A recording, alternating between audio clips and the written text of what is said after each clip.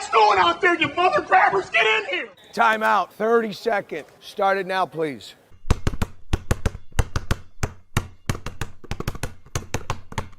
I was told by OG a long time ago in prison, you got two options, young blood. Get old or die young. Which one you want to do? Hey, what's up? My name is Munchie.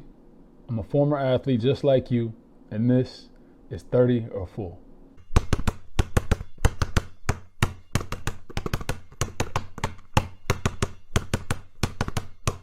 You got two options, young blood.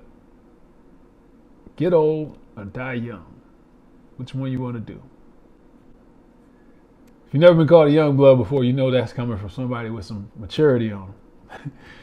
That quote was taken from about a 2-minute clip, if you couldn't hear it, from a conversation between arguably two of the most influential rap artists of all time, Clifford T.I.P. Harris, and Sean Big Sean Anderson. If you don't know who they are, press pause on the audio, video, whatever it is you're consuming this on. Go do your Googles. And then come out from under that rock you've been hiding under and come back. Come on back.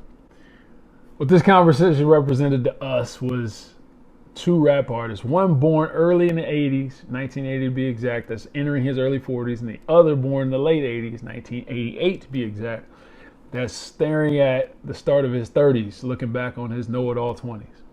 And if we drew a parallel between these two to any particular sports figures, it'd be kind of like this. For like, talking about NBA players, it'd be like Udonis Haslem talking with Steph Curry, or NFL players, you'd be talking like Russell Wilson having a conversation with Dwight Freeney, or MLB players, baseball players, be something like Albert Pujols talking to Aroldis Chapman. The point being that both are exceptionally accomplished in their respective time as professionals, but on different ends of the proverbial spectrum as it pertains to the timeline of not only their professional careers, but their personal life stories as well. So why did we choose this clip? Well, obviously because we that identify as the old and washed up athletes believe that getting older is not a crisis to cross when you're forced to come face to face with your individual mortality. We believe old is dope. We believe old is the goal, and therefore if you're able to achieve that goal and actually get to the point of being considered old, then old can also be considered dope. Message! I don't care. Pick it up! When you dig a little deeper than simply the ages represented by these two and into some of the layers of the conversation, it becomes more relevant to properly position the conversation around aging and achievement than it is about being old in life. Getting old doesn't require wellness, but to get old and live well requires longevity. That's what these two talk about. So the layers of this particular snippet we're talking about really draw parallels to the lives we should be trying to live as former athletes. A part of us has been conditioned to fear aging and getting older and becoming the dreaded washed status. Another part of us wears our age proudly as a badge of honor. Then another part of us acts like the referee between the two. And then lastly, another part of us gets embarrassed when we call ourselves old, but we're around a 90-year-old. So let's unpack some of the layers of this conversation a bit. We'll play some of the clips here so you can kind of listen to it. I'm turning 40, so forgive me. Turning 40? Turning 40 on Friday, bro. A Man. motherfucker wasn't even supposed to make it to 18. What? Managed to turn 40 somehow. And I'm 32, so it's like, I got like 8 more years. I don't have a reason to not say how old I am. I'm 32. Shit, you're the one 40, motherfucker. I was told by OG a long time ago in prison, you got two options, young blood. Get old or die young. Which one you want to do? Get old or die young. Which one you want to do? Message! I don't care. Pick it up! Now that last line from the OG T.I. doesn't necessarily identify by name specifically other than OG. And if you know us, we call our OGs old goats. But that's a whole nother discussion altogether.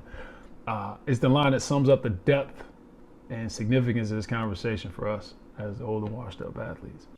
Get old or die young. Which one you want to do? Message! Yellow Peter! You got two options, young blood. Called you young blood. Get old or die young. Which one you want to do? If we're honest about our lives after sports, we've known this to be the case, but may have never put it so plainly. Like, get old or die young. Getting old isn't something we can stop, but we can get from this getting what we decide to get. It's really entirely up to us as former athletes. Nah, man. No, I think I love being my age.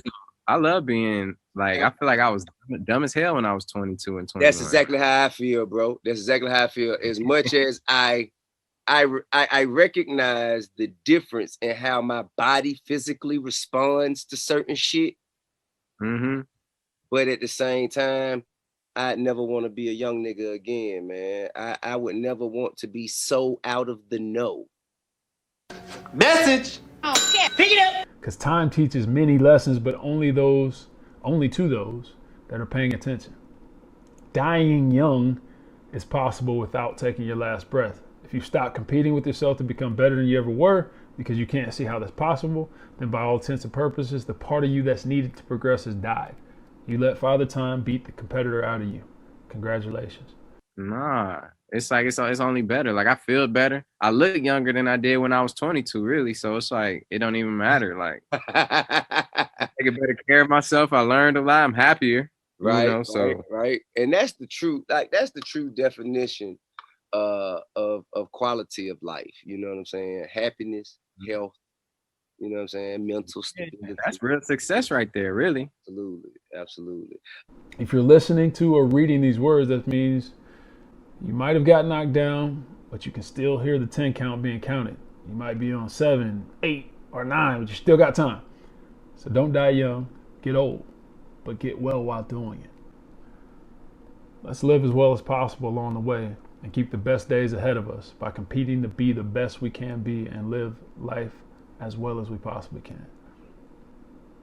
Let's show why old is dope. Don't stop keeping score. Message. Pick it up. Pick it up. Pick it up.